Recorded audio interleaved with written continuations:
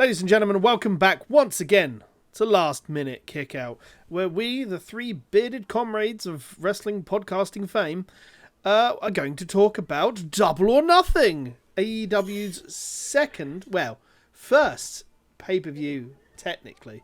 But also technically not, because there was All In, which was an indie darling. AEW, then, and Double or Nothing in general. We did do a cast a little way back on our thoughts of the upcoming All Elite Wrestling and everything else.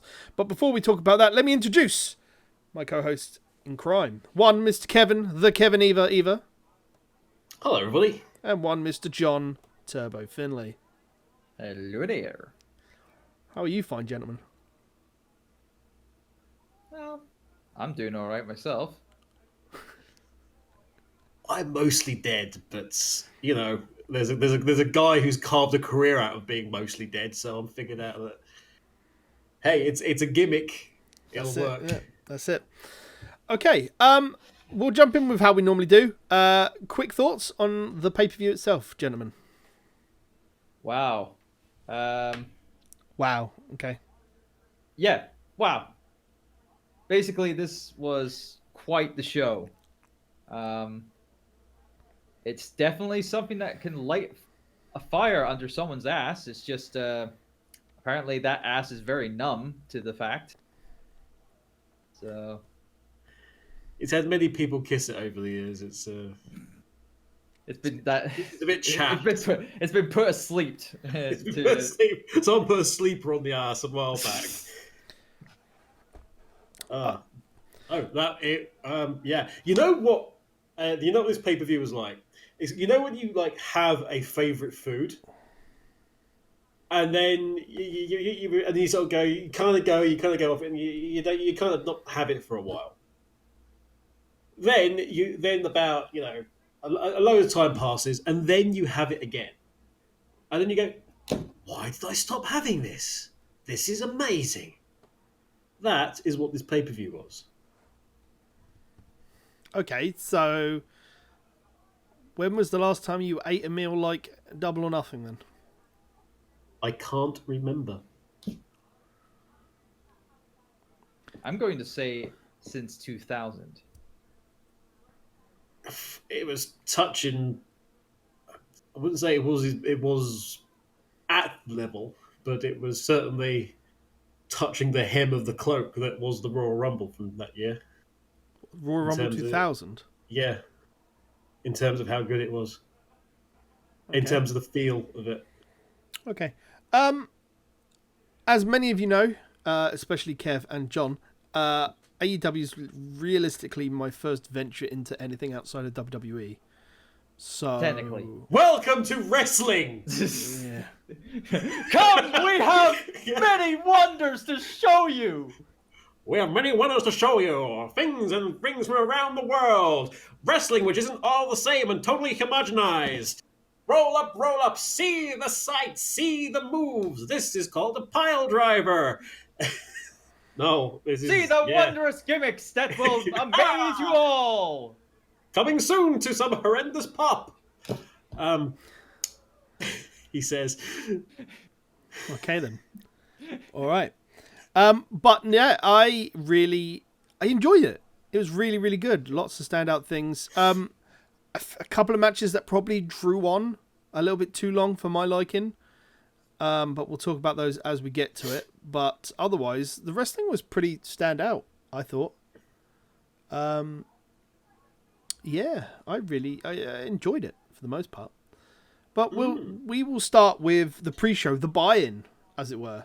The arguably, well, not even arguably, the weakest part of the night, being the pre-show, and we had the Battle Royal to start off with, did we not? Yes, the Casino Battle Royale. It's a very interesting take on doing the Battle Royale. Instead of having people come out one at a time, you had like groups of people coming out, which was pretty interesting, and a surprise appearance as well. For the number 21st slot, and then a mysterious 22nd slot as well. Well, you want to play 21? I swear that's the reason why they did it. It probably was. Yeah. No, I have a feeling number 21 was put in there because of the cancelled match. Yeah. Well, yes, and then, entirely. yeah, exactly. But yes, the Casino Battle Royal. So what it was is that five superstars. Look at me, I'm talking about WWE. Yeah, Five use that term here. Five wrestlers. I'll use what terms I like. Thank you. No, you will use what terms they've taught you to use. Exactly, superstars. Break the programming, Pete. No.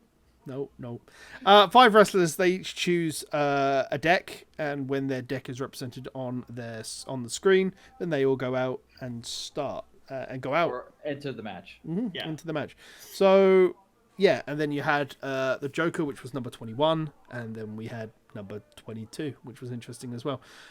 John, why don't you take us through the rundown of the Battle Royale? Well, there's some names that I'm missing out, but it started off all right. I mean, one notable wrestler who was in the starting lineup was a wrestler by the name of Sunny Days, who's actually I'm going back to my well of being part of the DDPY family, but that's a someone who has been in the works of working on DDPY, and he was actually showcased in a Motivational Monday on the app of him getting the call of being put into the Battle Royale. And he's a very unknown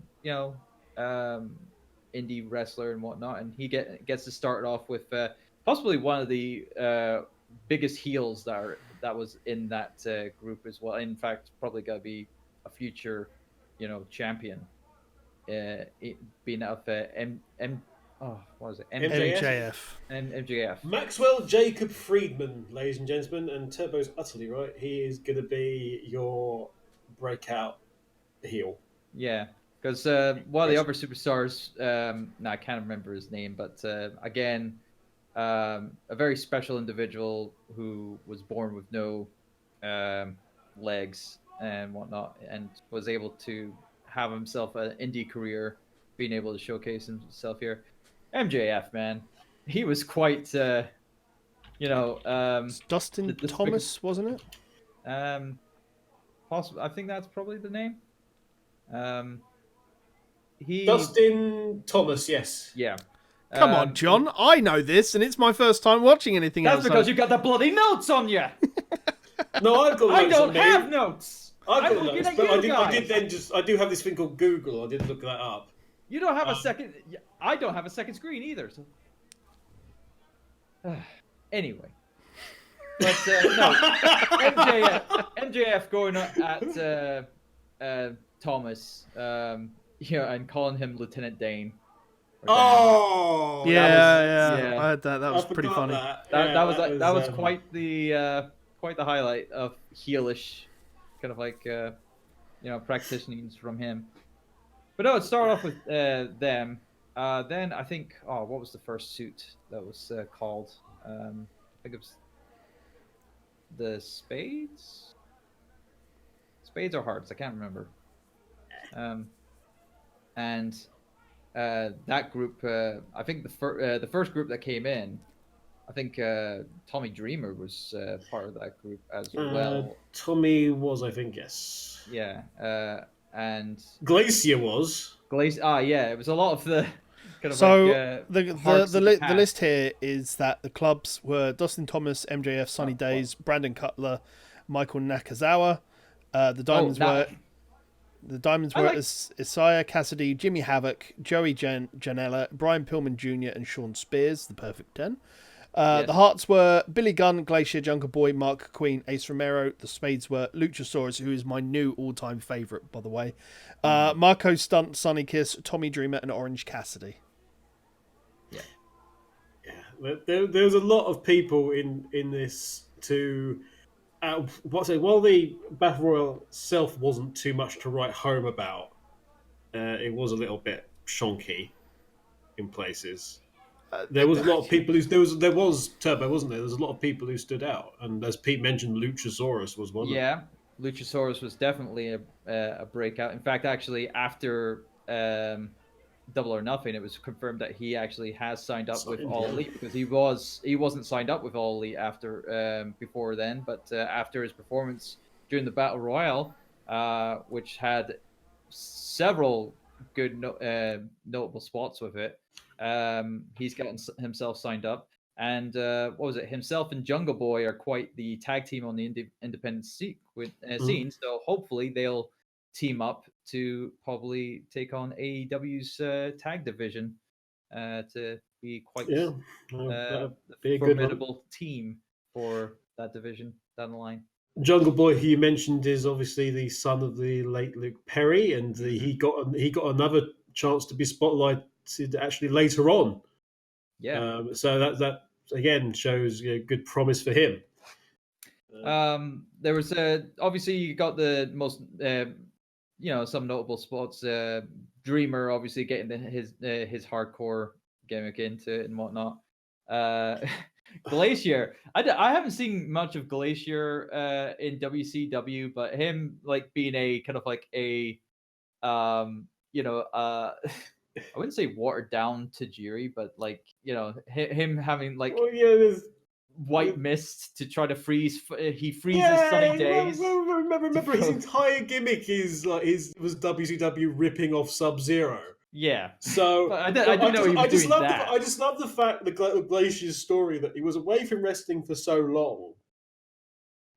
But people, partly thanks to the likes of Botchamania, actually, that he sort of came to the prominence again and started getting booked, and he's back wrestling again, and he's really loving it. Second career on the indies for him, and I think that's really nice. Expect a Glacier retrospective done by OSW Review. Oh God, yeah, yeah. I'm looking forward to Beyond the Ropes personally. The deep. Don't you mean Inside the Ropes with Inside the Ropes? That's Inside the Ropes, outside the ropes, under the ropes, beyond the mat, under the ring. Oh look, there's Hornswoggle, and yeah, it's something like that. Any of them? But no, there was some other kind of like I think what was it? Janelli had a serious bump. I think there were a couple of really like there was a table spot, and I think Janelli went through the table went through a table during that match, and he really hit his shoulder on that hard. It wasn't reported that he was injured or anything like that, but by God, that bump was brutal. And even though there wasn't like full on like chair headshots in this, Dreamer was hitting people with trash can lids on the head. But also we had the combination of Tommy Dreamer and Jimmy Jake and Jimmy Havoc. Sorry, Jimmy Havoc. Yeah. Oh, Jimmy Havoc. Oh, Jesus Christ! Do not give that guy a staple gun for crying out loud. Staple gun from out of nowhere. Yeah, like stapling cigarettes to people's foreheads. Jesus Christ! There was a lovely bit later on in the show when they were doing the presentation of the belt, which I know we'll get to, which is the same point when Jungle Boy came out again. That Jimmy Havoc came out, and JR said that he looks like a walking hardcore death match. Excalibur just turned to went, he is! Yes! He literally is what he looks like. But that'd be interesting, because that means he seems to be, again, he was featured at that point in time as well. So, I mean, yeah. The Battle Royale, I mean, it's not a Battle Royale without some accidental spots, happening, some misdemeanors and everything else. Absolutely. It was all right. Luchasaurus really, really appeals to me. I don't know why. Just there is a really big guy about Lucha. He used to be a WWE as well. I can't remember. You see, it goes back to what I said on the previous show. Clearly, Dominic could do Lucha Libre if we really wanted him to. But yeah, he used to be Was he the vampire type guy that they put in ECW? I can't remember who he used to be. No, that was Ken Thorne. He used to be someone in WWE he's that was long underutilized. Yeah, Luchasaurus was someone who was in developmental for a good while. He didn't make a main roster call up at all. Austin Mattelson. WWE 2012 to Judas Devlin. Yeah, he was with Corey Graves in NXT for tag team that he had in NXT for the small bit he was there. Basically, if you want to know what he looks like, is without the mask. Because what if Adam Rose looked even more hippie? It's literally it. But it was really good. I really enjoyed it. Adam Page was the Joker. Obviously not wrestling Pac on the show because Pac, for contractual obligations with Dragon Gate or whatever, is declined to be able to make it for AEW for the match. So they've obviously put him in there, which is just as well, because we probably would have found out that the winner of Pac and Page would have been the other contender to go against the winner of Jericho Omega for the title at the following pay-per-view. Adam Page wins by last eliminating MJF. There was a 20-second one who was a sloth, which really entertained me. Especially when Tommy Dreamer was selling some kicks. Orange Cassidy is my new favourite. God's awful, stupid gimmick. Just strolling in, just like, I was questioning Tommy just looking about, like, look, everyone like, yeah, and he's just like, he's just haphazardly doing those kicks to the shin, and everyone's going, whoa, hey! Yeah, but Tommy was still selling it as well. That was the funny thing. Yeah, but he was laughing as he was doing it, which was great. The last kick. Yeah. Where he really wound up for it, where he shuffled back a step and a half. Yeah. But then him taking a bump and being able to do a no hands kip up. Who can do that? What the hell? It's like good on him for having all that kind of like abdominal strength. The only sad thing is his shades flew off. And it would have been a wonderful thing if Tommy had just sort of like looked away and then looked back, and if he'd have just been back up there, because he literally kicked back up right into the position he was. If the shades had been on as well, that would have been a great visual. And people have a wonderful GIF as well. Just yeah. But yeah, the ending of the Battle Royale was very Royal Rumble type storyline. Yeah. So, but it was fun nonetheless. So Adam Page will be going on to meet the winner of Jericho and Omega for the AEW Championship. I believe it's at their next pay-per-view in June, the one in Chicago. I'm not sure. It's going to be christened at Fight for the Fallen. At the next big one, which will be announced later on. But I thought All Out was going to be the next one. All Out was going to be one of their big four they were going to do, is what they announced. Which is the one that's going to be in Chicago. Yeah, but it's obviously their championship match will be there. Which is what I said. Yeah, that's what No, you said... At the next big one, at the one in Chicago in June, which is All Out. In fairness, he did. Whatever. So there was a second match on the pre-show, which I think I kind of blinked and missed. Kip Sabian versus Sammy Guevara. Yeah, it was It's a basically picture a cruiserweight championship match, but just not as it was introduction to two guys. Yeah, match. There was no stakes or anything. I honestly can't remember this match at all for the life of me. Like I remember the Battle Royale going into the main card. I completely missed this match. I think that's a lot of people's kind of like perception. Yeah, quite literally.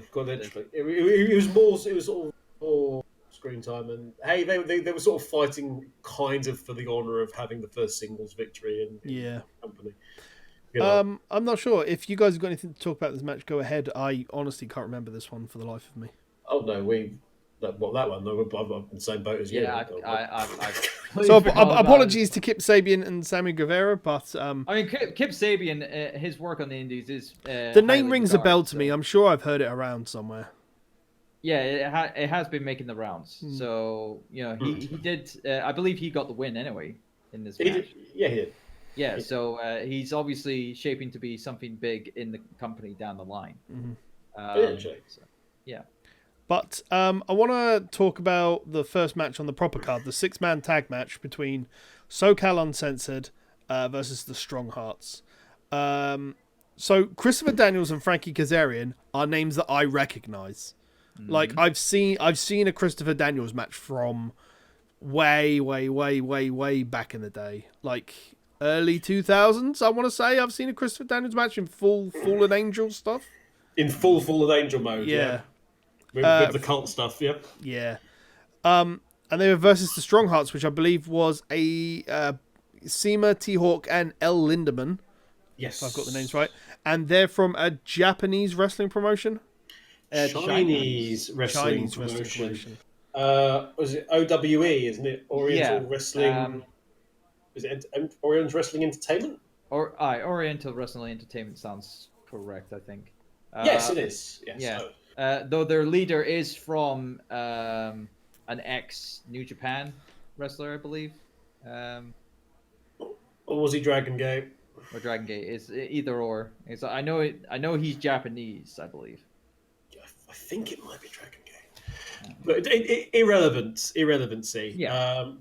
And this was a smart match to start off with. If you didn't know anything about Scorpio Sky, Pete, you certainly learned in a hurry. But it was a sensible match to start off. Solid stuff. You've got, some extremely talented veterans of the ring, both single and tag team. And obviously recognisable faces within the world of the elite and being the elite in terms of SoCal Uncensored.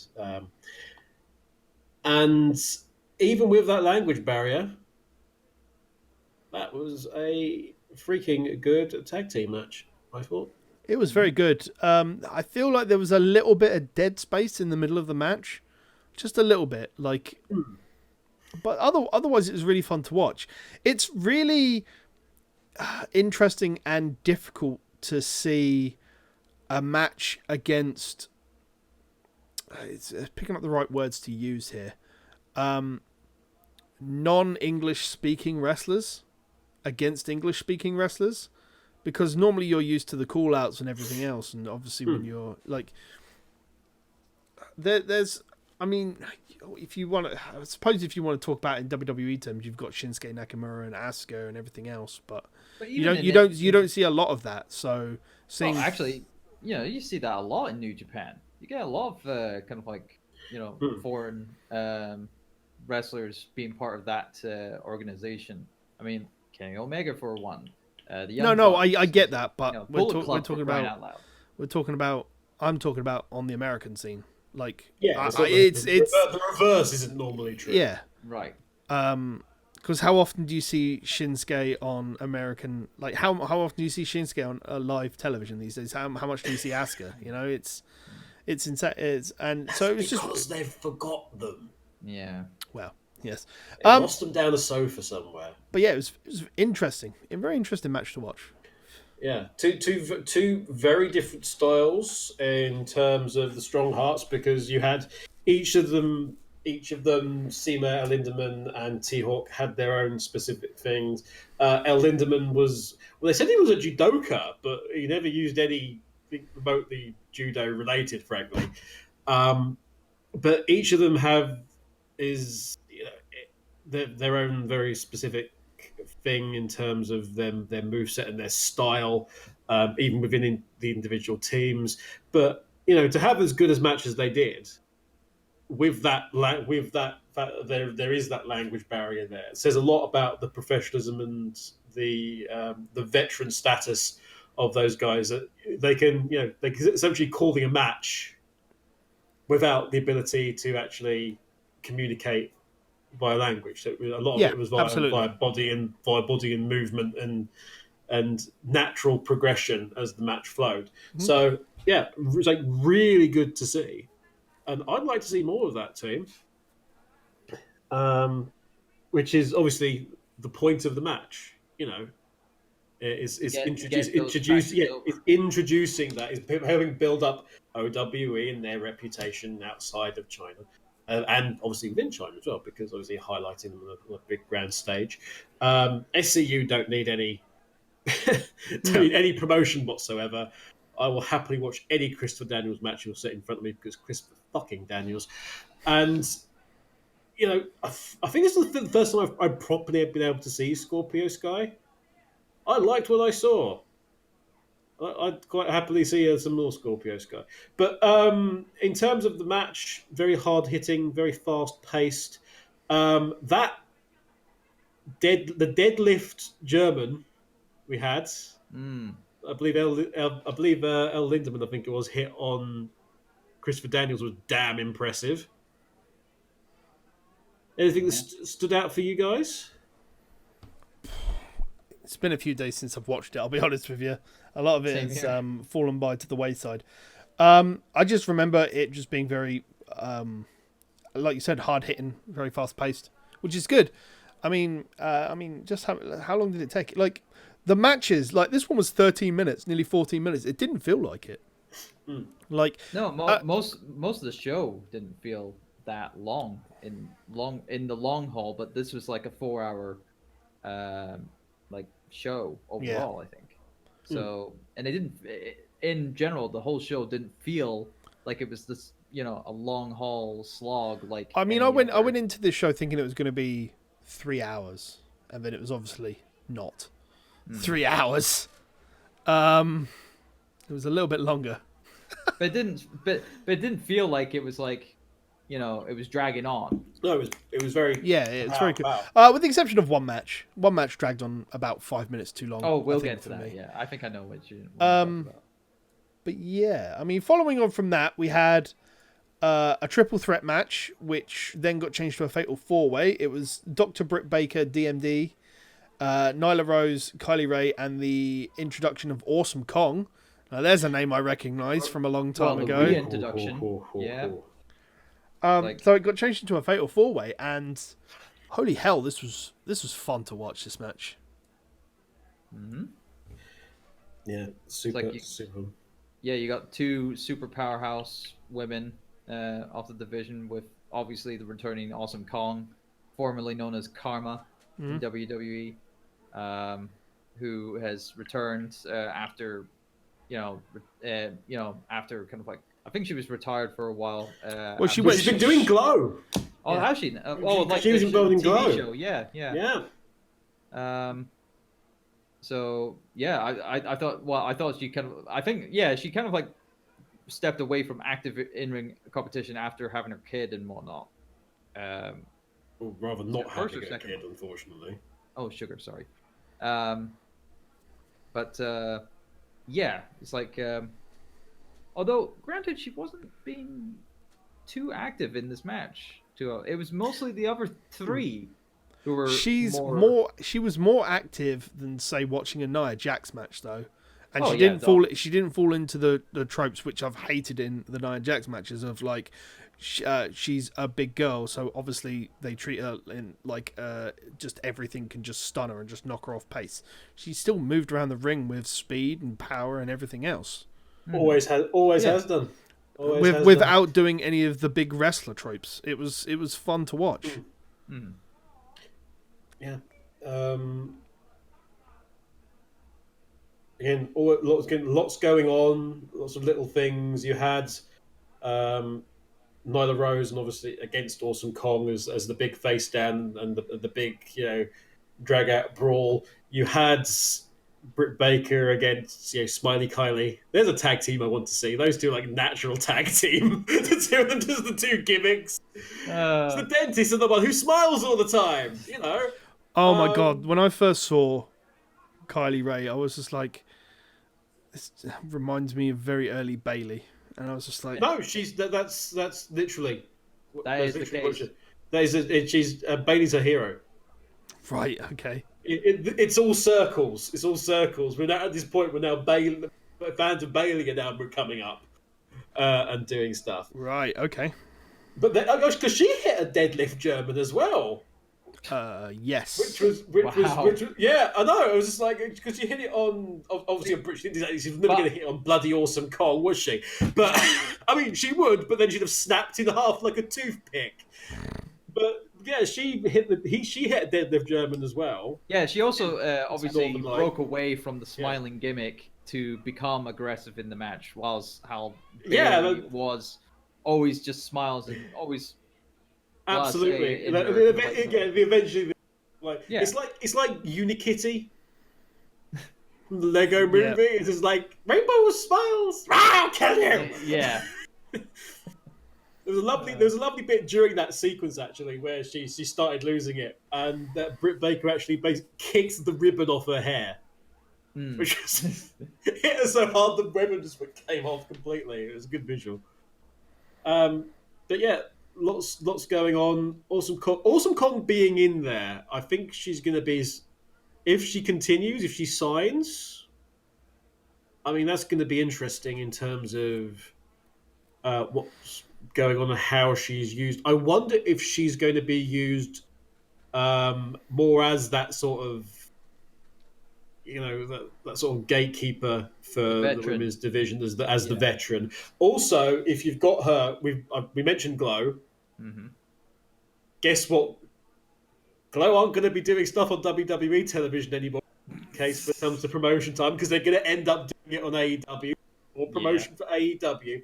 But also, you've got her background from obviously her time in Japan. She's like 5 years in Japan.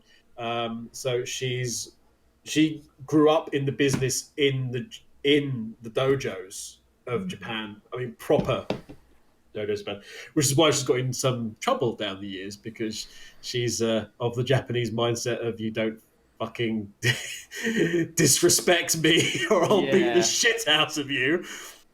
But it would be interesting if she then took over, in terms of training. I'm not sure if there's any training or coaches for the women's. No, I don't think there's only been trainers and kind of like producers and whatnot. Just sort of general stuff. I think if you had on the AEW side, like to go a sort of, if you're going to do that sort of thing where you're going to have like an in-house training system or in-house dojo, she's a pretty good candidate in terms of running it if you want it run in that absolutely quite strong style. I'm sure Khan would be all for funding that kind of like system. Yeah, he'll know about it. That would make sense in terms of helping some people gel and getting people used to things. Yeah, as like a sort of maybe like a mini NXT, if you like. Yeah. The AEW's version of WCW Power Plant back in the day. Yeah, quite literally that actually. Should be a pretty good. And bear in mind all the styles she's done and seeing the amount of people and contacts that she has over the years. But that should be a pretty good judge of talent, I would say, as well. So yeah, so that's an interesting one. Also for what comes afterwards in terms of the division itself. But true. I mean, with the build up to this match on the Nightmare Family YouTube channel and everything else with Brandy talking, it made it feel like this match they were going to drop like a surprise women's title, and it was just going to be a women's title match. But obviously they're keeping it for when they start the TV show. They were also teasing pretty hard that Brandy was going to do it, and of course she came out in wrestling gear as got a nice touch, and they was like, oh yeah, bait and switch. Yeah, they're gonna have obviously the women's division. The proper women's division. That's something they're big on. I just thought that when she came out, she was gonna just drop a surprise title. That was it. No, because then they would have to do the women's before the men's, and I think they want to do them separately in that sense and have a big build up for each of them. Yeah, maybe. We'll move on to the next match. The best friends, Chuck Taylor and Trent Beretta, versus Angelico and Jack Evans. Where's Trent? We found him! We found Trent after all these years. I don't know what that means. Oh. But Chucky T was on the pay-per-view match that I watched, and I was quite happy about that. That was pretty much it. I don't know what was up with the other two, Angelico and Jack Evans. Were they like really worried? You cut out a little bit there, Kev. I was gonna say, Jack Evans and Angelico, were they like really scared that somebody was going to run them over in a car or something? I think they're more worried about how many tag matches were on the card. I'm just wondering why they were so fluorescent. Oh, I don't know. You know, it's summer. Probably their style. It's spring, summer. It's not dark. It's not exactly dark out at the minute. You know. You never know. But this was a good pay-per-view tag match, I guess. Yeah, it was serviceable. It was fair. It was fair. Yeah. I mean, the best friends obviously getting, quite the, kind of like collision in this exchange, yeah. I think. It was fun to watch, but the ending of the match as well, I think, had a lot of people not knowing who was coming through, and I found out afterwards, and I can't remember. If you know, John, go ahead without having to. Well, Kev knows them better than I did because I was just in the same boat as who these guys were as well. But of course, they were showing quite the intimidation here. But I would be surprised to know who these people were, thanks to Kevin, which were.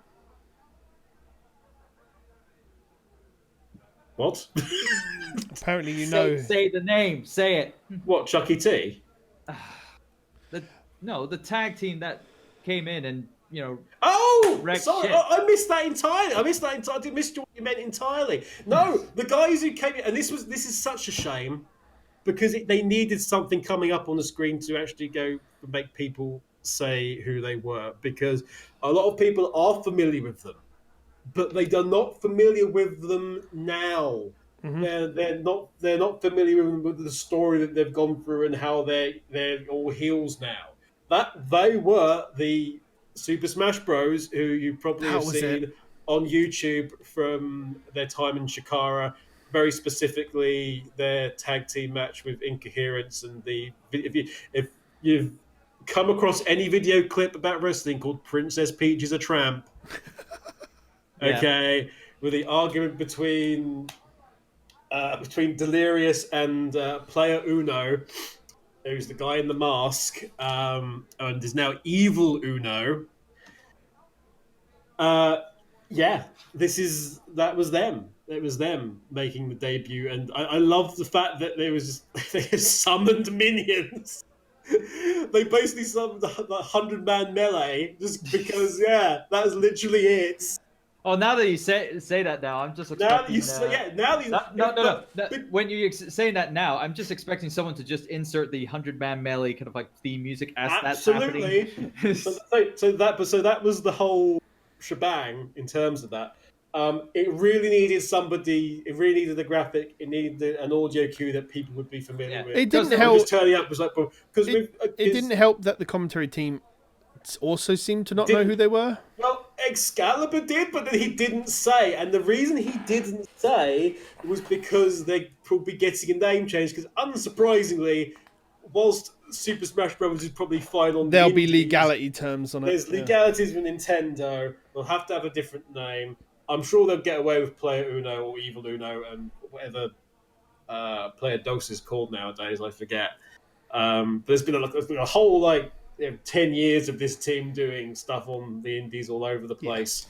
And yet, as a result, it kind of lost that connect, and people were sort of going, because there was nothing to get them. Oh, it's so and so. Yeah, because they just simply have a lot of people just simply haven't seen them in their current guise and current look.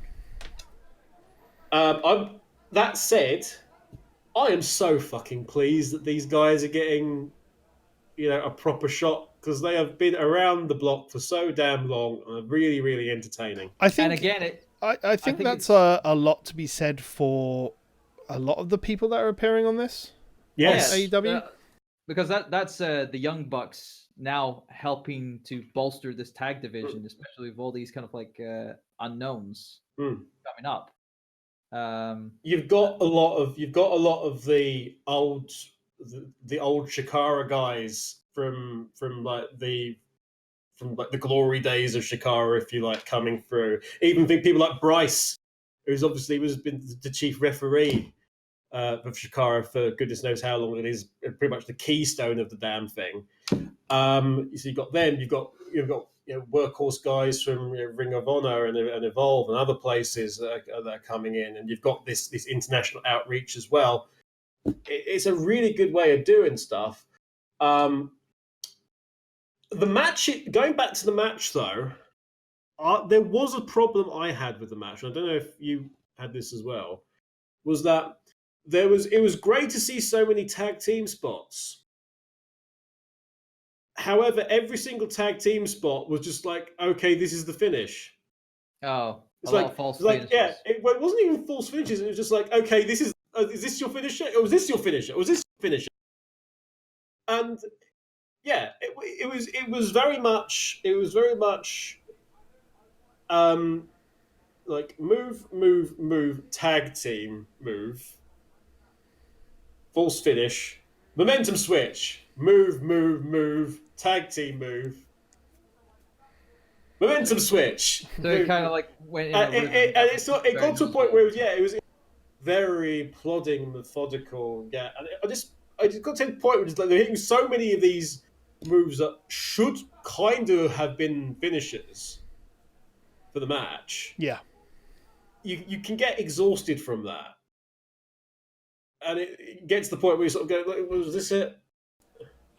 And then at the end, it was sort of a bit, and as a result, at the end, it's sort of anticlimactic because then it's like, oh, that was it. See, what you're explaining now is what I felt later on in one of the matches. So, well, we'll get to it. But I mean, I enjoyed the hell out of the match. Yeah. But yeah.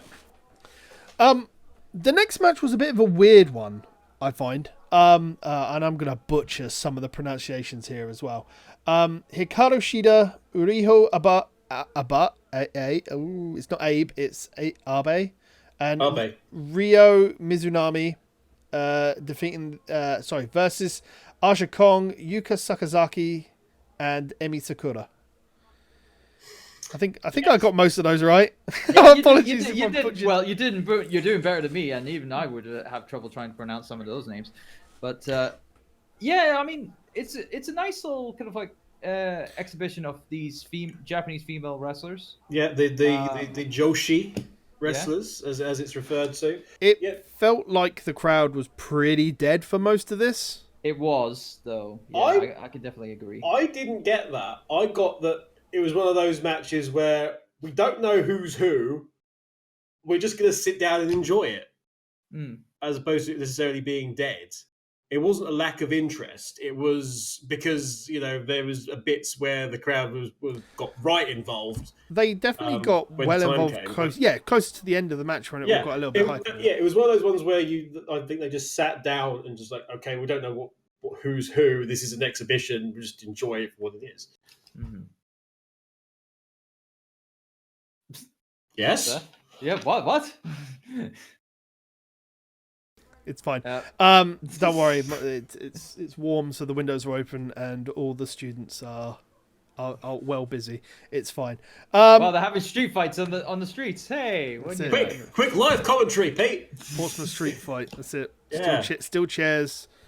Come as you are, and wooden ladders. Please don't try this at home. Do it in the street. That's it, innit? But no, the match itself. I mean, the characters. There was some really nice characters. Although one of them, I think it was Rio. I think is her name.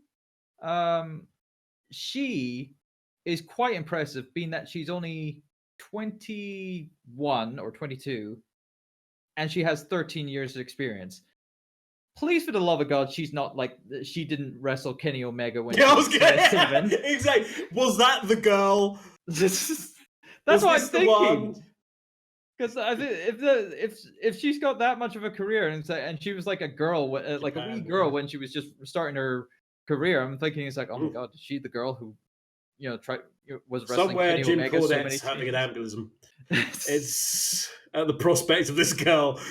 But But no, I mean, she was quite impressive actually for someone so young, yet she has so much experience. She was actually very impressive during the match. Another one that was very notable was I've forgotten her name.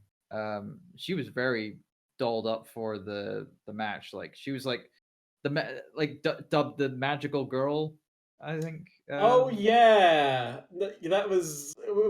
She was pretty much, just Yeah. I enjoyed her in the ring. I thought she was. Yeah. She was. She had the right attitude to be in that ring. She had that kind of like cheerful gimmick essentially. She was pretty much like a Japanese Bailey. Like everyone's a Bailey. Not everyone's a Bailey. You're a Bailey. You're a Bailey. You're if you look under your chair, it's a Bailey. It's a Bailey Buddy. Oh crap! As you're launched. Oh god, I'm so. But yeah, it was great to see Aja Kong there getting props. Obviously, a massive veteran of the Japanese scene. Yeah, there was, however, quite notable kind of like hiccups during the match. I mean, there was a couple of attempts of like trying to break pins and trying to hold each other back for spots and stuff like that. That was a bit sloppy. But all in all, it was still a decent match overall. Besides the little mistakes here and there, I thought. Yeah, it's again you kind of got that language barrier, but with the ref. Yeah, that time because obviously the ref's got to give his drug. I mean, you're right. We had the longest 2 in the world at one point. Well, as we waited for the magical girl to fly in and break up the pin. It's 1, 2. But she was taking too long making her transformation sequence. Apparently so. But don't worry, it'll be cut down in the dub. There's or re-showings. That was terrible. Reshot entirely. So we got that. There was some other stories going on in there. We had the student and the teacher. Yeah, which ended up moving into the actual. That seemed to be the overarching story of this match. Yeah, which was really good to see. I never thought we'd be introduced to the "We Will Rock You" crossbody in the corner. That was funny, even when the crowd got involved with that. The crowd got it immediately. Yeah, and was getting it. It was funny because that would be the second Freddie Mercury personification of the night, because the first one was Christopher Daniels being quite Freddie Mercury-ish. Yes, he's got the Freddie Mike thing as his gimmick. Actually, his current gimmick, Christopher Daniels' current gimmick, is like several of his gimmicks merged together in some sort of weird fashion. He's still got the military jacket with the medals on and shit, even though he's doing all this other stuff. Yeah. But yeah, that was which obviously with this with the female wrestler here who was in full Freddie Mercury mode. Yeah, because she had a Freddie-ish outfit on as well. Yeah, it wasn't a full Freddie suit or anything, but yeah, but there was some super hard things. There was a driver that just looked like it murdered the girl. I don't know if you remember that. It was like a suplex driver that. Didn't they do a Tower of Doom spot as well during that match? Not in that one, because we had it in. No, we had that in the Fatal 4-Way. Oh yes, I'm getting the women's matches mixed up now. No. But no, the driver. Oh jeez. Yeah, no. If I mean, JR thought she was just had it, because she was like 100 pounds anyway. Yeah. And I know Jim Ross. One of Jim Ross's favorite things is obviously folded up like an accordion. She really was. She really was. I'm pretty certain her leg and head switched places at one point during that entire sequence. It was a hard hitting, like I say. It was all hard hitting. Oh yeah, because we had the we had the sort of the, again with the student teacher, we had the standing elbow off, where Well, stiff is not even the word for it. It was straight, I'm going to try and beat the shit out of you now in the middle of this ring. Come at me. But no. Overall, still okay match, and what was it? I think obviously not Kong's team, but the other team obviously getting the win because they were kind of like the upcoming veteran or like youngsters. The youngsters got the win. Yeah. Yeah. Mm-hmm. I'm going to let you two fight for who's going to talk about this. Cody versus Dustin. Which one of you two wants to talk about this one? I will start, but only so I can say I love what they do to get around the WWE thing, which is to announce Cody as Cody with Brandy Rhodes. So they get around the Cody Rhodes thing by announcing it that way. But it doesn't matter. But it doesn't really understand. It questions me how that's still going around, even though Dustin comes out as Dustin Rhodes. Well, Dustin, yeah, it's different in terms of the trademark incorporation. Yeah, no one's quite sure where the truth lies in it all, but it's a very creative way of getting him to essentially still announce him as Cody Rhodes without calling him Cody Rhodes. But this match made me cry. Due to the amount of blood? The ending legit made me cry. Well, yeah, the ending of the match, yes, it was a very emotional moment, but in terms of the full match itself, it was brutal as hell. Like, I really didn't think that they would go all out with this. It was the whole concept of like Cody, ending the Attitude Era that Dustin was a part of for the longest time. And having to go into the well of having that much blood shed in that ring, it was just absolutely brutal. Yeah, like, I think a lot of people seen that. A lot of people have said like that the blade job was Eddie Guerrero levels of blade. Oh god, yeah. Very much so. There was a couple of spots with the amount of blood that was very reminiscent of Brett versus Austin as well. Yeah, like there was heavy kind of like a symbolism of the usage of I wouldn't say symbolism, but like the usage of blood. I thought it was just gonna be like a simple affair of like brother versus brother kind of like thing, but they really amped it up.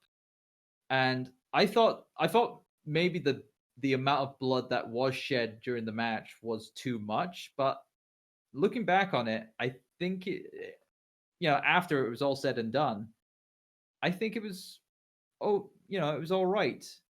I mean, it could have ended up being much worse, but, I mean, it's because we're kind of used to, thanks to the likes of the PG era. Yeah. Which, by the way, this wasn't a PG show. This was like TV 7. This was straight up. This was straight up. Straight up that. The fact that we obviously are kind of not used to blood anymore, so when it happens, it's slightly more shocking now. Yeah. So when and it's usually Hardway. When Brock's an idiot and Hardway's somebody wrong, it's even more shocking because you don't see that anymore, and it's still the refs get the blue gloves out, and that was that was another thing. It's like Earl Hebner. Hebner was covered in blood at the end of it. He's like, he's a man. He can take it no matter what. Like, I mean, he's a walking skeleton now, but bless him. But yeah, he's been in the business for 104 years, or whatever it was that they said. Because that was the thing. Dustin Rhodes, 50-year-old man, he's been in the business for X amount of decades. I was going to say, by the way, here's Earl Hebner, and he's I was going to say Earl's probably had. Earl's probably had like about 40 years at least. Yeah, it was about 40 years, but the fact that you had that blood. I mean, you're right in the Austin analogy, because obviously the big visual was obviously the blood go down his face as As he tried to get out of the sharpshoot. Yeah. But for Dustin, you had the whole thing that his right side was painted red anyway. Yeah. And obviously, so you literally had this slowly filling up the other side of his face with red, and then it starting to erase all the details on the other side, the painted side of the face with the black and the silver. So essentially, he was a Crimson Mask. He literally became a Crimson Mask, and commentators pointed out that there was literally a point where it was covered in blood. He went like that, cleaned himself off. By the time he got up, it was covered again. Yeah, it was ridiculous. We had that, horrendous shot, and it was horrendous to see when Dustin's down and he sort of turns towards Cody, and we have basically a faucet that was onto the mat. It was. Yeah, it really did make you sort of do a sort of double take and lump in the throat situation because of just like, oh my goodness me. Yeah, absolutely. And other moments as well. Cody early on doing, when he's sort of looking at the blood on his hands of his half brother, and then he does the cross, and he did it. What I wish the commentators had picked this up actually, because he also did it across the dream tattoo. Yeah, and that was just like, oh my god, what is going on with this match? And he was lining up the knuckles for the punches into the wound. It was some very hardcore stuff, and I do mean that in the sense of violence as opposed to what we normally associate hardcore with now. Mm-hmm. We had hitting each other's moves and stuff. But then that all started from a really creative spot actually as well, because we had the tease for Shattered Dreams. Yeah, Cody countering it by pulling off the turnbuckle pad underneath his dick, basically. Yeah. And then but chuck it, but instead of like hiding it so that as you thought he would do. Yeah. So I was going to kick the exposed turnbuckle. He was going to hurt his foot. No, he threw it at Dustin so that he would think about it, and he changed his mind. Did more of a sort of dive towards it, and sort of the comeuppance was that way. Mm-hmm. So there's some really creative spots, and fucking hell, Dustin Rhodes can still wrestle. Yeah. I actually thought he was actually gonna called this as his last match, and yet he was saying afterwards you can see him on the recording. He's actually in the process of trying to take his boots off because he wanted to leave his boots in the ring, and that was going to be the thing. Yeah, and then Cody said what he said. Yeah, but with it, his work rate, he has not missed anything, even though he hasn't been on the road for the last year or so. Not been in the ring for a year or something. Yeah, I mean, granted, the most he did was bloody mixed match challenge, which was like months ago and whatnot, and quote unquote managing Mandy. Yeah, and he was barely being used in that capacity until. But no, when you tell him you go, he will fucking go. And that was the reddest code red I think we'll ever see. Oh yeah. That was just ridiculous. All of the red, all of the code red. But everything worked. Even that weird bit where they sort of like collided in midair. You know that? You remember that bit? There was supposed to be like countering there, but because they sort of collided in midair, and it was a mess. Mm-hmm. Of a collision in midair, but it made sense in the match because it was just like they're just hurling themselves at each other and sort of bouncing off and trying to do something. Cody's trying to do things, but it couldn't work, and so was Dustin. The only odd thing I could probably say is the spot of Brandy giving Dustin a spear. They're setting up a spear for a while though. I'm down with that. I like the fact that it was immediately caught. Yeah. And then she gets carted away by DDP. It's like, hi DDP, bye DDP. Collect your check at the end. Collect your check at the exit, DDP. Setting up. But overall, this match was like. Really it's amazing. This match amazing. For a 23-minute match, it definitely didn't feel like it. Like it was. And would you think this would be possibly match of the night from you guys? Because this is this and tied up with another. It's close, but it's. Let me put it this way: it's in my top 2. But it is very legitimately one of the best matches I have seen for a very long time. Because it had a story that you loved from beginning to end. There was so much invested in it from the very beginning when the crowd was chanting for Dusty, and both of them were trying not to break down to obviously through the end and the violence, and then obviously the ending where it was sort of the culmination of this thing of because that was the big thing that's been sort of said but wasn't actually highlighted that much in the video package, but was in the extended stuff beforehand. Was that they're brothers, well, they're half brothers. They consider themselves brothers, but they're very, very different people because they are such different ages and they've grown up in 2 different generations, quite literally. So they are very, very different. And to have that bit where, sort of both found acceptance in the other, and it was the admittance of Cody needing his brother. And let's be honest, Cody's not that good an actor. I mean, his voice breaking there was totally genuine. In terms of like, I need my brother. But that was utterly genuine, and that was as in the moment as you can get. I think that's obviously reflecting to his whole thing of like he's wanted him to come out of WWE for so long ever since he left. And each has wanted something of the other. They finally got it, and absolutely. And Dustin gets his last ride. Gets to show, the old man can. Not a question if he's still got it. He never lost it. He just never had the chance to. Never had the chance to show who he was. Yeah. Yeah. I want to move on to a match which was good, but I personally felt dragged on about 5 minutes too long. The Young Bucks of Matt and Nick Jackson versus the Lucha Brothers of Pentagon Jr. and Rey Fenix. Tell us about this, Pete. No, somebody else can. It will do. You guys will do a much better job of explaining. I want you to tell us about this one actually, because this is.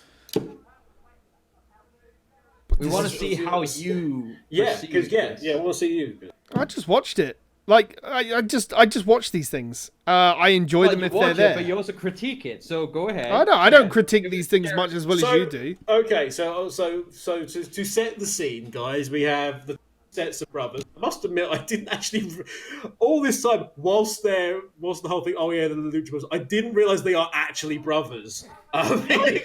Phoenix and Pentagon Jr. Somehow that escaped me. I was like, oh yeah, the tag team Lucha Brothers. But they actually addressed it in the commentary and said, no, this isn't like wrestling brothers. These are brothers. So we have the 2 sets of brothers with obviously the Young Bucks.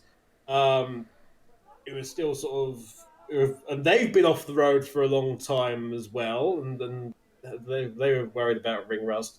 And then we had obviously the Lucha Brothers in Phoenix and Pentagon Jr., or whatever the fuck Pentagon calls himself nowadays, thanks to various naming issues. I think it's they kept calling him Pentagon way down through it, so I don't think it matters anymore. No, I think it's like Pentagon Jr. In AEW and other things. I think it's like in places like Lucha Underground. They Underground. Where they had to change his name. Yeah. It was for the AAA World Tag Team titles, which the Bucks essentially stole off of the Lucha Brothers by coming out after they'd done the match and then charging into a match, and then unsurprisingly they won. So it was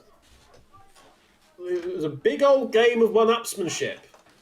Yeah, the the whole thing of them just keeping at each other, and granted, I can understand how, like, Pete obviously just thought this went on a little too long with the multitude of tag team spots, because there was a lot of them. But I found solace in this. Like I found the collusion of both these teams pulling off these immense, unique double team moves. Especially the Lucha Brothers. They were bloody good with their double teams. It's like it's something I've never seen that often. In fact, ever in the WWE product. You know, but this is them showcasing their talents that they've been doing multiple times on the indies and other promotions. They have been tearing up the indies. Yeah, in terms of what they've been doing. Like you say, there was some frankly astounding moves in that match. Pentagon doing the gory special and the package pile driver at the same time. That was just like, what? How the fuck have you done that? Like, take down both Bucks with 2 moves in one go, both of which require different, methods of holding and strength in different parts of the body, and do it safely. Crazy. But yeah, like I say, it's a big old game of one-upmanship.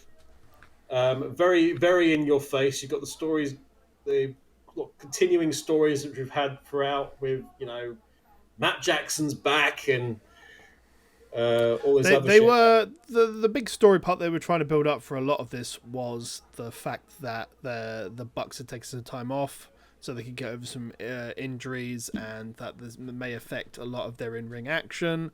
They hit each other with some moves, and they were trying. Like if I was a better man, I would have put it on the Bucks to have lost the belt. A, because of the story, and B, because you wouldn't have expected the EVPs to go over on their own show. You would have thought they'd drop the belts back and everything else. But there you go. If it was predictions, I definitely would have lost that one. I think what we'll see is ultimately when the tag belts happen, there'll be a rematch for this, and it'll be for the AEW belts and the AAA belts. And then the Lucha Brothers will win both belts.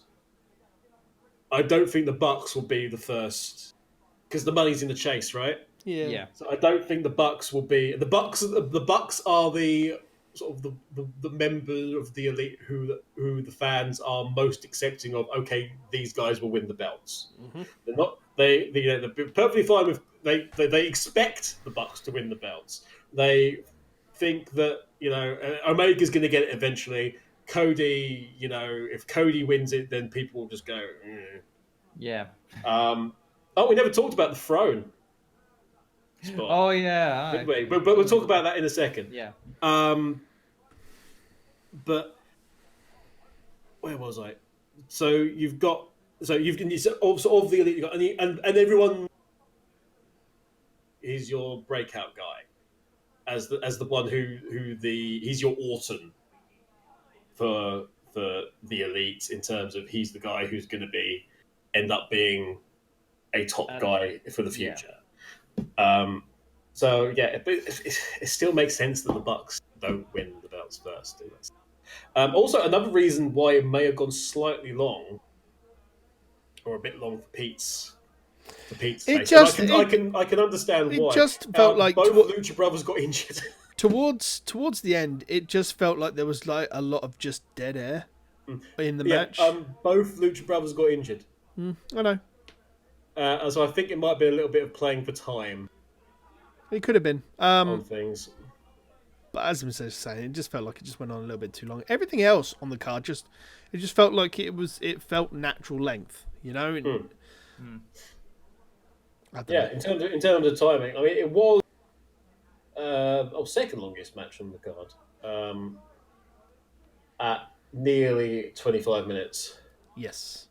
Could have, yeah. I mean, I agree in that it could have been trimmed a couple of minutes off of that and been probably a little bit better. But I mean, from my side, it was a that it was like the first time I properly seeing both the Bucks, both the Bucks go at it at full pelt, and the Lucha Brothers on a stage they deserve, frankly, and they delivered. Yeah, I would definitely agree that they definitely showcased a really good tag team match. That would be possibly the bar, kind of like a bar setting of like high caliber pay-per-view matches. And it's like it's definitely yeah. But yeah, it's like obviously something like this would obviously be showcased in high profile kind of like pay-per-view matches going forward.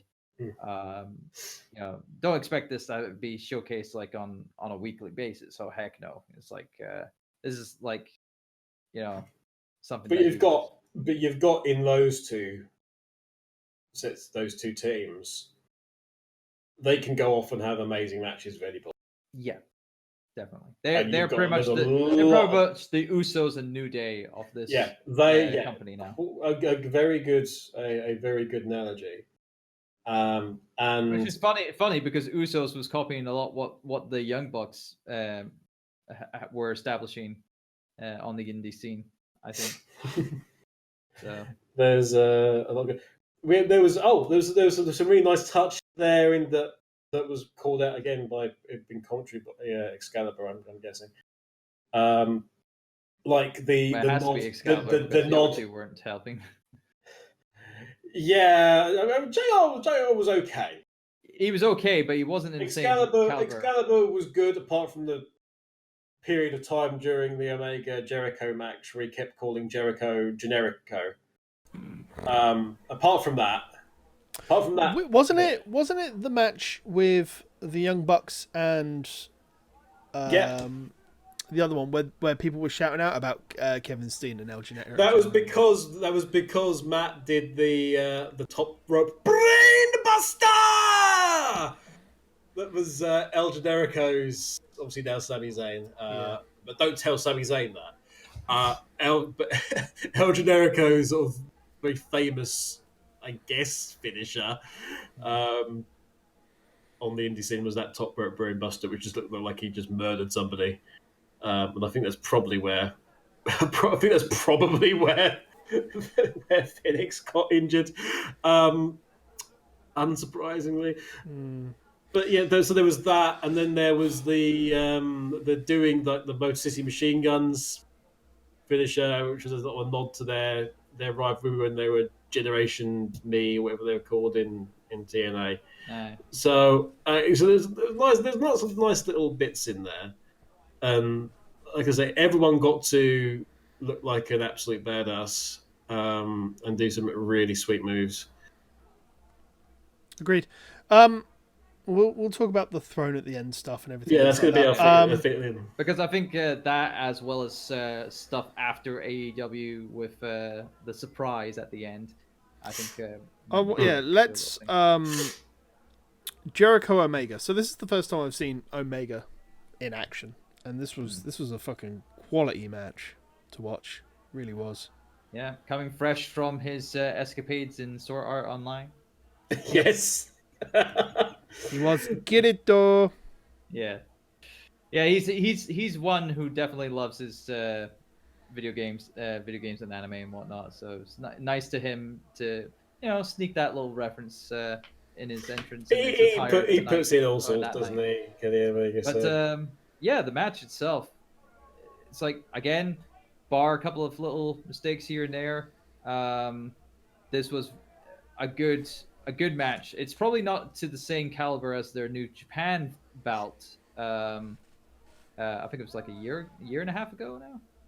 It's like yeah, I think he said. I think Jericho said it was like 16 months at some point. Yeah, so it's like just over a year. Yeah, but I think the broken nose might have had something to do with that in terms of like slowing things down a bit. Yeah. But no, it's like it was still really good, like for them to get together. Omega, oh Jesus Christ! And it's like Omega and Jericho and the table. Is like the stomp. Yes, the stomp on that table. That was insane. I thought it was a stone cold certainty that his ankle was broken. Yeah. And when I say his ankle, potentially either of them. Yeah, because of how Omega landed on it and how it was Jericho's leg was. Yeah, so it's like God. And thanks Excalibur for the Botchamania reference there as well. Thanks. He is the table. Yeah. So, but no, it's like the V triggers that were being pulled off during the matches. There were some really good ones on some of those. Yeah, it's like there was one in the corner, one obviously a traditional V trigger to it. One wing angel, I love that. Not one winged angel. Excalibur. One winged angel. Even fucking JR called. All right, JR was straight in there on the first set with one winged angel. I do want to talk quickly about how JR really came into his own in this match because he knew Jericho and Omega, so he felt much more into this match compared to quite a lot of the other ones. I believe he called the because he did stuff for New Japan, so he called the previous ones. So he's got that research. And JR, obviously, we know that JR is at his best when he's invested in the people. Yeah. And so JR obviously is, he's familiar with some of them. Like you say, Pete, he's very familiar with Jericho, obviously, and is familiar now with Omega and his work. As time progresses, if he's doing this full time, as time progresses, he'll get the edge back on that commentary. But when he was in sort of full classic JR mode for this match, and it really benefited the match as a result. Yeah, I would definitely agree. It definitely helped this match be, in a very high caliber. Just not as high as it would have hoped to be, but still. It was still really, really good to watch. Yeah. Oh yeah, really enjoyable to watch. Yeah. Lots of things. When the table finally broke. Mm-hmm. And by God, those tables throughout the night, those were, I feared that any of those tables were just not, good enough to try and break. I think they were too sturdy, but no, they actually broke quite well. Those were really good tables. Yeah, surprisingly. It's sturdy enough to take some punishment and still be put up. I wouldn't have wanted to put somebody on top of it. Let's put it that way, because it did feel like it was, like a wallpaper table or whatever it is, maybe decorator's table. But yeah, the fact that it's sort of like it went in that sort of that was like ridiculously satisfying for some reason. It was like, oh, he's gone through it. Oh, very nice. Yeah. So I mean, it was very enjoyable to watch. Very good match. Really enjoyed this from start to finish. Unfortunately, my stream kind of died at the end of it. So I'm aware of the appearance of one Mr. John Moxley, who we always it's finally been announced not to work, and I missed this. I haven't even seen a replay of it yet. So if you guys want to talk about this quickly. Oh, wow. It was basically Jericho, after the match, Jericho won the match, so he's now going to face Hangman Page, Hangman Adam Page, at All Out, which is the next big pay-per-view in Chicago. But, of course, between that, you've got Fight for the Fallen and Fyter Fest. Fyter Fest, yes. So I don't know, we might get hopefully not both matches of them between there, because All Out's in June, and no, the August.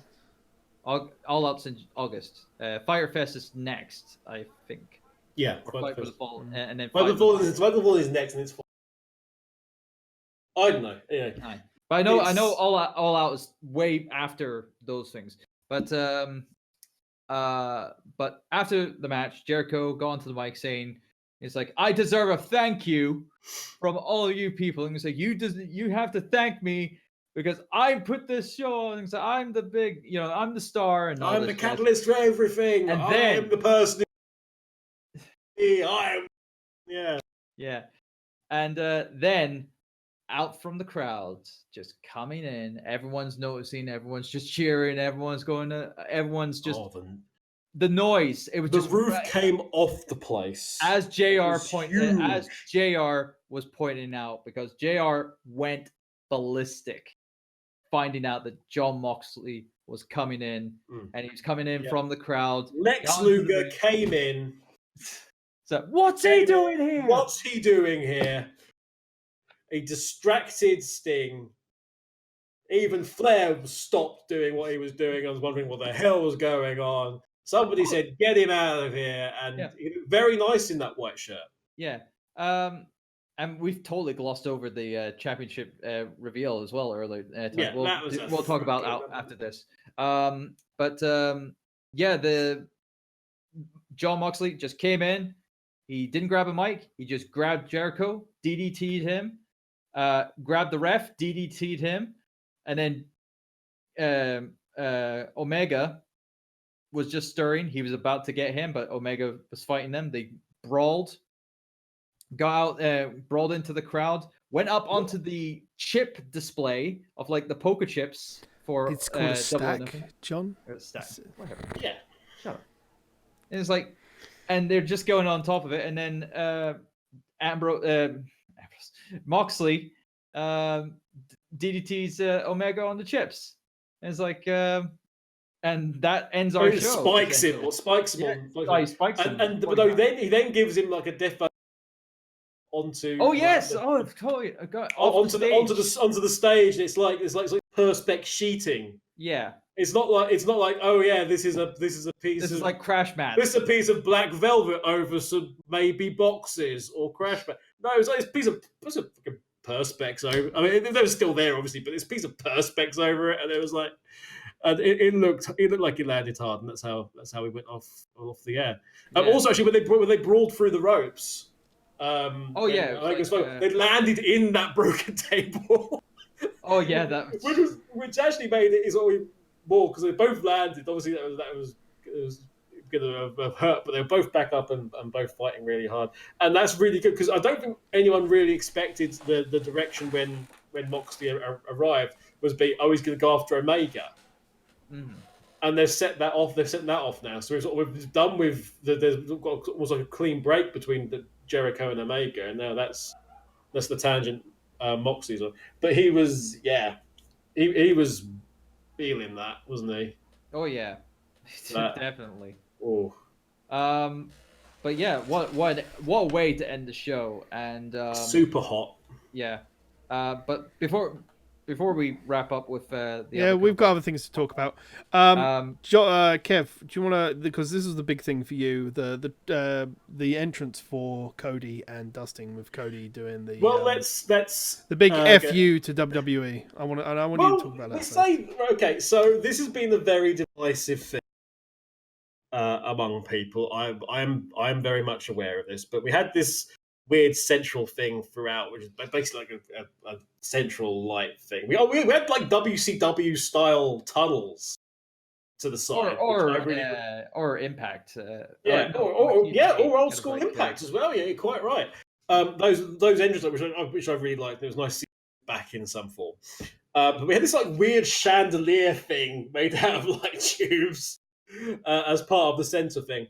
And when it came time for Cody to come out, and he did so eventually, but there was like a very big sort of orchestral, build up, and then the chandelier thing, ambient music to sort of build up how important this was, and it rose up, and there we had it, a personification of a throne with an iron cross on it and skulls, very much reminiscent.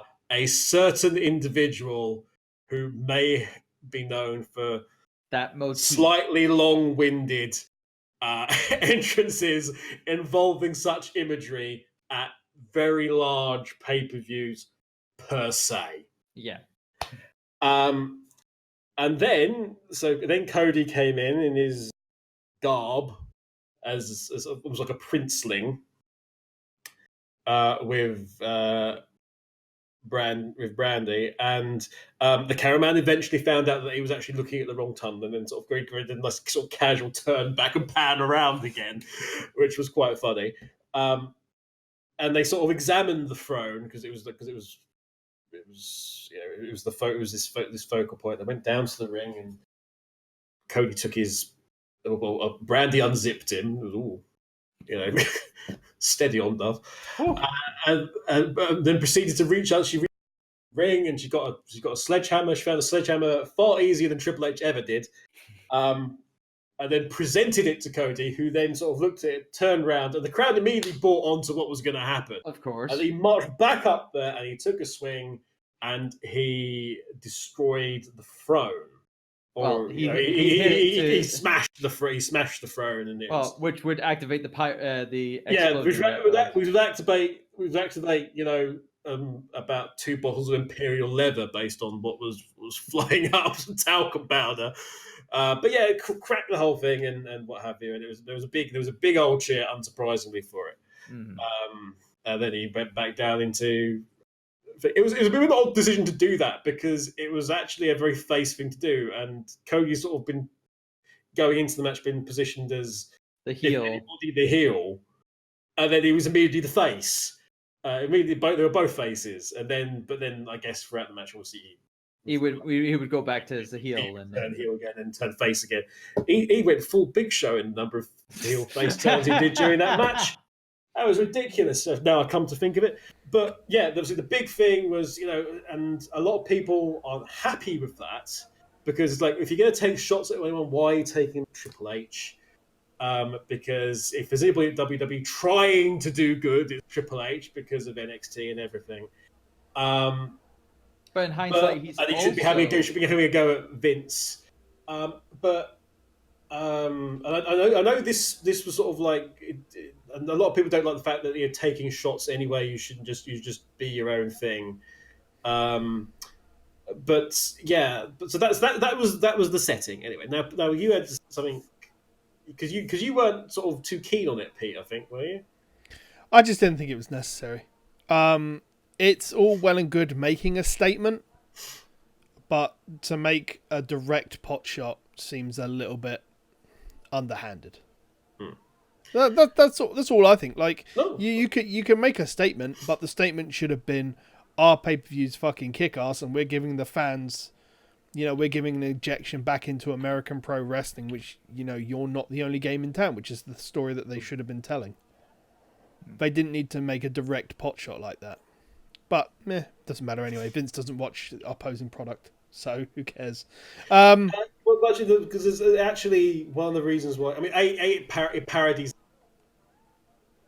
It's directly referencing the WrestleMania 30 thing where he was full Shao Kahn.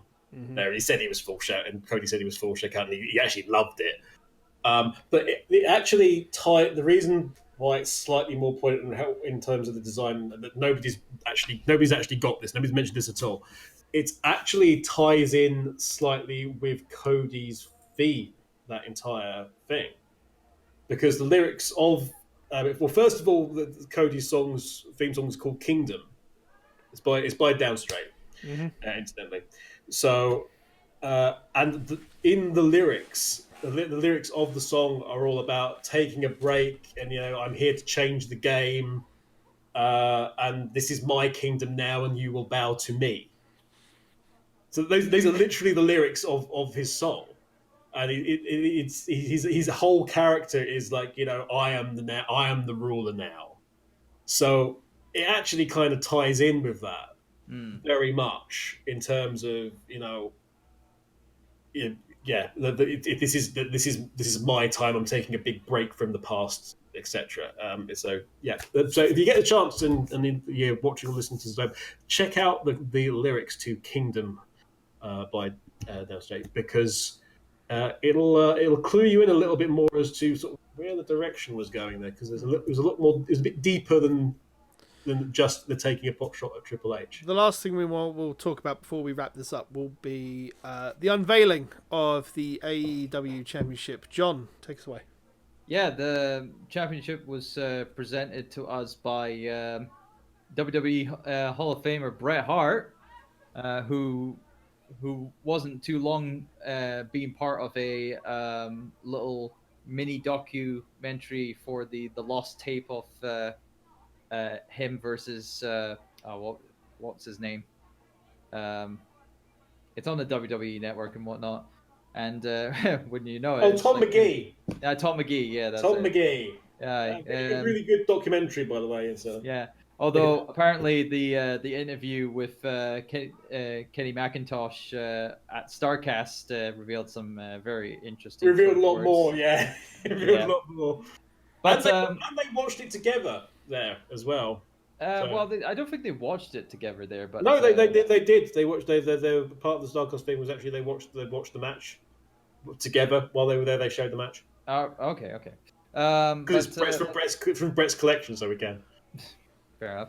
But no, with Brett coming with the title before he could reveal it, though, MJF, showcasing his dickery. The Burberry bastard. Yeah, comes down. Well, this was before Bret Hart allowed Hangman Adam Page to come down to kind of like be a part of this moment and whatnot. But no, MGF, you had to come in, be the party pooper and saying that, I feel like the whole point of this segment was... Well, it's obviously to get them over. Yes and no, but it's also to solidify these guys as big, like, contenders. Yeah, against each other in that main event scene down the line. Yeah, yeah. You've given them an actual story now. Yeah, a reason to fight.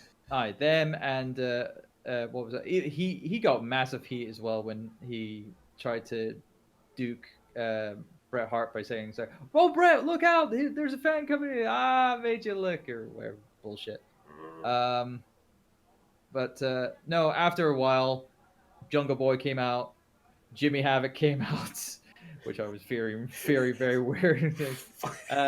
He's gonna murder everybody. Yeah. And, congratulations, you're never leaving. Yeah. And Paige would go down and they would all beat him up and whatnot.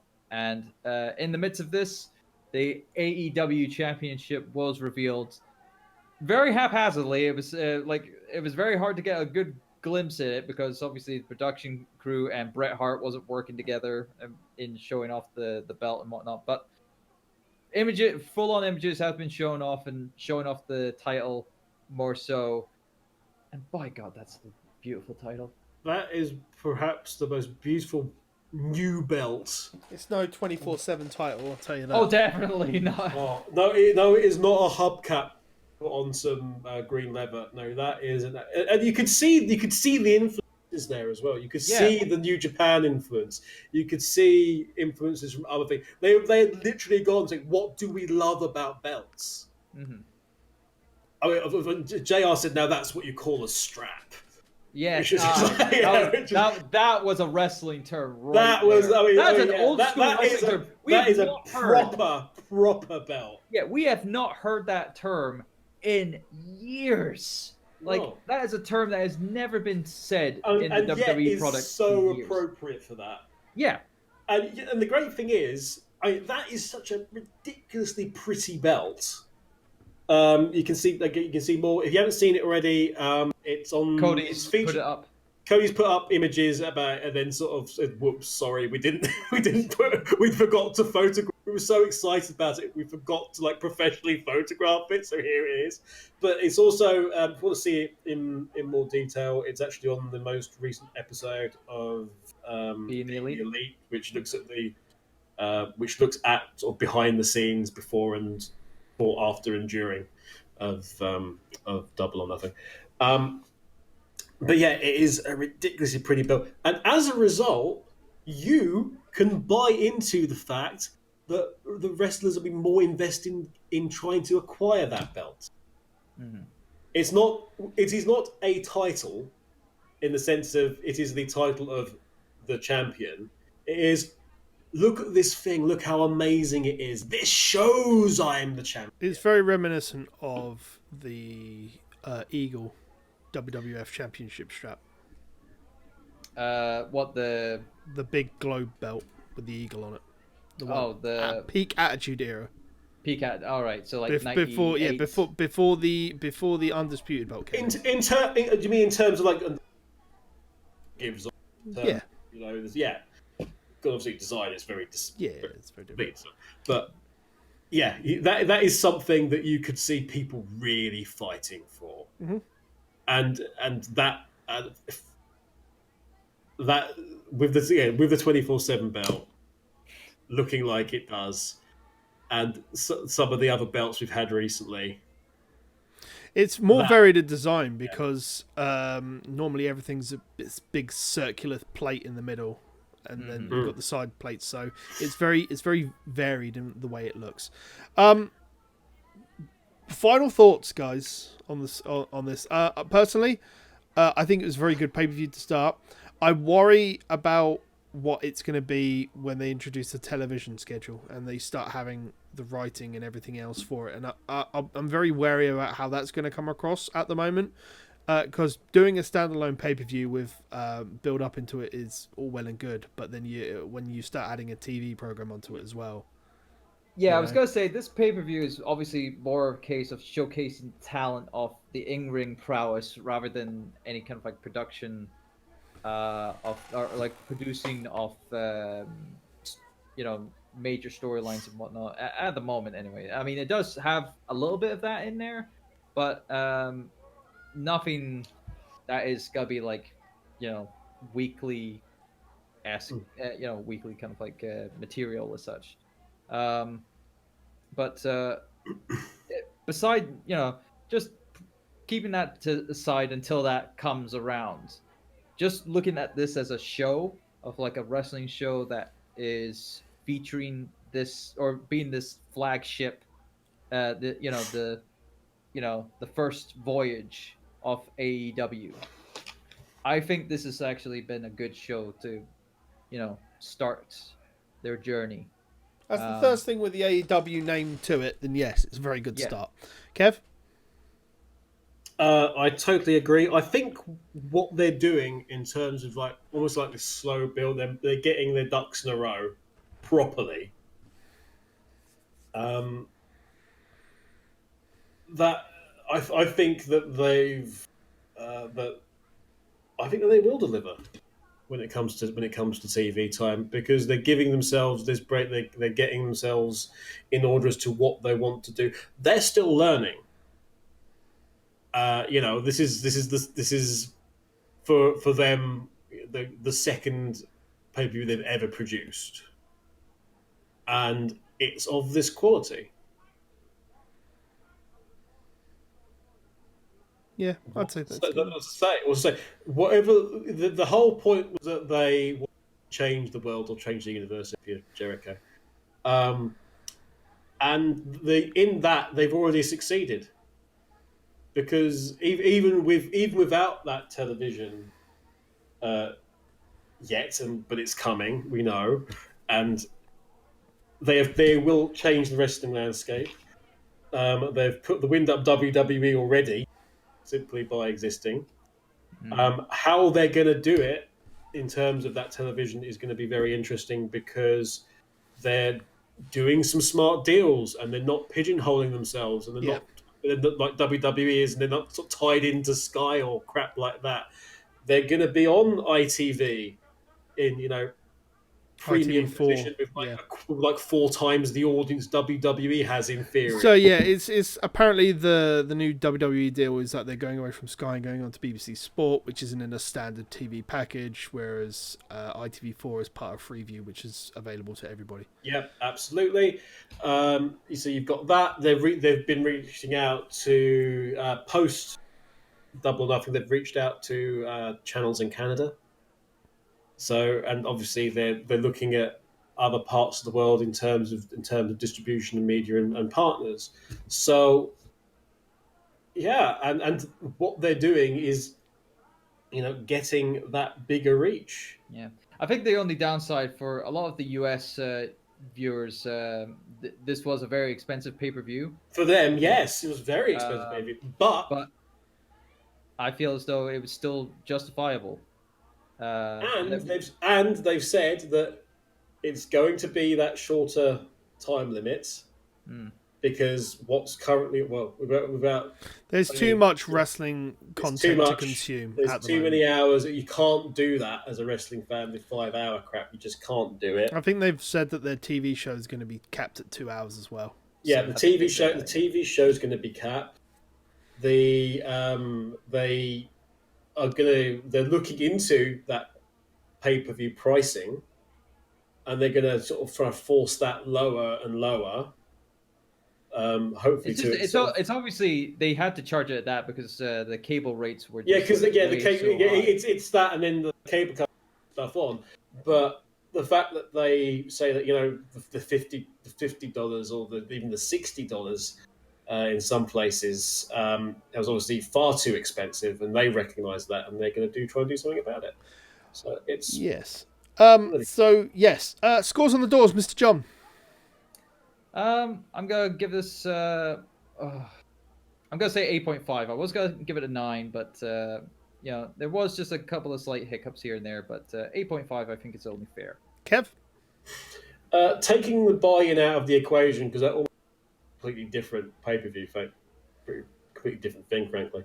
I am going to give it a 9. I agree. I'm gonna give it a 9. Yeah, I enjoyed it. Very good. I think that means, gentlemen, we have a new highest scoring show for LMKO. And that is indeed Double or Nothing. Yeah. You sound so pleased about that. I just remember the Super Showdown's around the corner, and that's when we'll be meeting up in about a week and a bit to record. Yeah. And watch the score fall, everybody. Yeah. Thank you very much, John. Where can they find you on the socials? You can obviously find me on Twitter and Instagram at TurboXLR, as well as see me stream on Twitch, twitch.tv/TurboDriveLive every third Wednesday, Friday, and Saturday at 7 p.m. UK time. Mr. Kevin, where can they find you? If you really want to follow me, well, first of all, you can follow all three of us on Twitter at Faces in Peril.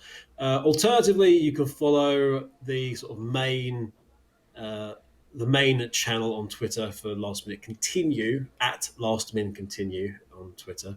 There is also a Instagram account for that, which is a sort of a joint me personal / LMC one. I'm all over the place basically, and if you're listening to this, I should say, on one of the many places you can listen to now, which includes Spotify. Yep. Yeah, we're now on Spotify, and the Blueberry listing and Stitcher and a whole host of other things we're on now.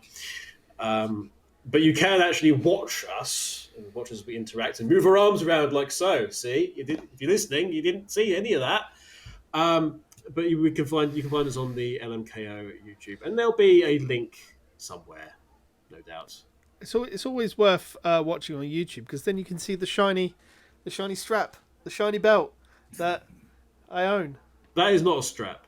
It's a toy. It's a toy. You can find me on the socials. Child's plaything, Pete. I'm a child. You can find me on the socials at Titans Creed for my personal one, at Gaming Phoenix for anything that is basically YouTube or Twitch related for myself. You can find me on YouTube at youtube.com/Project Phoenix Productions and on Twitch at twitch.tv/Project Phoenix Productions. I'm a very busy lad and I do many, many things these days.